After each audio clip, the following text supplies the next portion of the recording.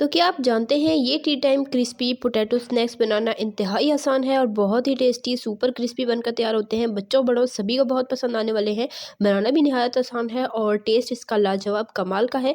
तो आपने क्या करना है, चैनल पे नए हैं चैनल को सब्सक्राइब जरूर कर लें। रेसिपी ज़रा सी पसंद आए वीडियो को लाइक कीजिएगा, शेयर कीजिएगा फ्रेंड एंड फैमिली मेम्बर्स के साथ। प्यारा सा कीमती सा कमेंट करके मुझे ज़रूर बताइएगा कि आपको मेरी आज की ये ज़बरदस्त और आसान सी रेसिपी कैसी लगी।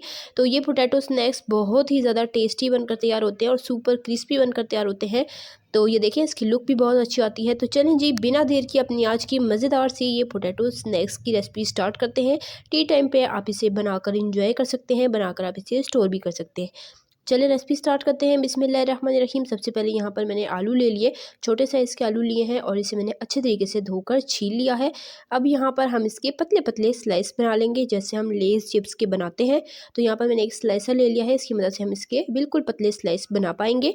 नाइफ़ की मदद से इतने पतले नहीं हो पाते हर किसी से, इसलिए मैं स्लाइसर का यूज़ कर रही हूँ। तो स्लाइसर तो हर किसी के पास अवेलेबल होता है, तो इससे आपने पतले पतले इसके पहले स्लाइस कर लेने हैं, जैसे हम लेस चिप्स के करते हैं। ये देखिए बहुत ही इजीली इसके सारे स्लाइस हो जाएंगे। उसके बाद मैं आपको इसकी कटिंग बताऊंगी। बहुत ही इजी है इसकी कटिंग, सबसे मेन स्टेप इसकी कटिंग का है और कटिंग हो जाएगी तो बस क्या ही बात है, फिर तो ये मिनटों में तैयार हो जाता है। तो यहाँ पर मैंने सारे स्लाइस बनाकर इसे एक प्लेट में ट्रांसफ़र कर लिए हैं। अब यहाँ पर हम 5-6 स्लाइस इकट्ठे एक साथ ही ले लेंगे ताकि हमारी जल्दी से कटिंग हो जाए। और इस तरह से नाइफ़ की मदद से इसको बिल्कुल बारीक बारीक करके हमने कट कर लेना है। ये देखिए बिल्कुल बारीक, पहले ही ये पतले पतले स्लाइस हैं, अब इस तरीके से हम कट करेंगे तो ये मज़ीद बारीक हो जाएंगे और बिल्कुल लच्छों की सूरत में ये तैयार हो जाएंगे। ये देखिए सेम तरीके से बाकी के भी सारे आलू, हम 6-7 आलू इकट्ठे लेंगे और उसकी इस तरीके से कटिंग करते जाएंगे। ज़्यादा आलू होंगे तो हमारा टाइम भी कम वेस्ट होगा और बहुत ही जल्दी से इसकी कटिंग हो जाएगी। ये देखिए बहुत ही ईजी है, बस थोड़ी सी प्रैक्टिस आपकी हो जाएगी तो आपके लिए ये करना बहुत ही ईजी हो जाएगा।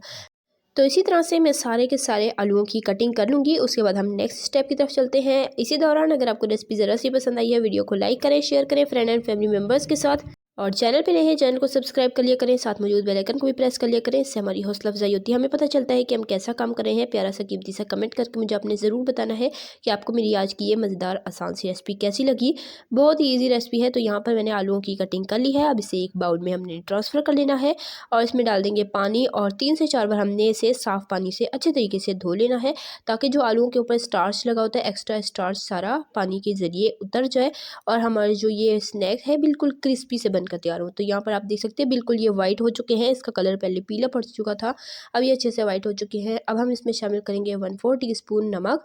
नमक डाल के इसे हमने अच्छे तरीके से मिक्स कर लेना है। नमक से इसका टेस्ट बहुत अच्छा आता है आलूओं के अंदर अगर नमक हो तो अब यहाँ पर मैंने इस तरह से एक पीस डालकर चेक किया, ये फ़ौरन से ऊपर आ गया, इसका मतलब ऑयल परफेक्ट गर्म है। फ्लेम को कर देंगे मीडियम और मीडियम फ्लेम पर हमने इसे 5 से 7 मिनट तक फ्राई करना है, क्रिस्पी होने तक।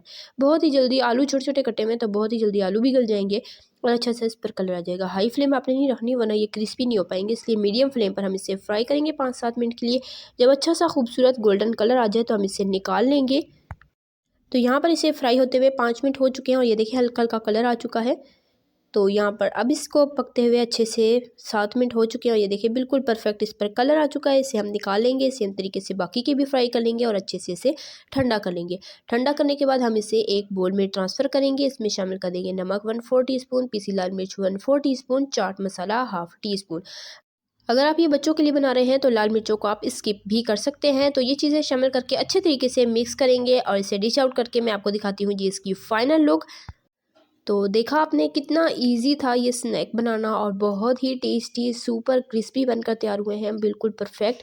तो देख सकते हैं कलर भी माशाल्लाह कितना खूबसूरत आया है और ये खाने में भी बहुत ही लाजवाब है। ऊपर से आप लीमू चाट मसाला डालकर इसे सर्व कर सकते हैं। तो इसी तरह की टेस्टी यम्मी रेसिपीज़ के लिए, सिंपल इजी रेसिपीज़ के लिए, चाइनीज़ रेसिपीज़ के लिए, बेकिंग रेसिपीज़ के लिए, डिजर्ट रेसिपीज़ के लिए, रमज़ान स्पेशल रेसिपीज़ के लिए, बकरीद स्पेशल रेसिपीज़ के लिए, सिंपल इजी रेसिपीज़ के लिए, हेल्दी रेसिपीज़ के लिए मेरे चैनल को सब्सक्राइब करें। इस चैनल पर मैं आपके लिए इसी तरह की मज़ेदार आसान सिंपल इजी रेसिपीज़ लाती रहती हूँ। इंशाल्लाह फिर मिलेंगे नेक्स्ट रेसिपी में। अल्लाह हाफ़िज़।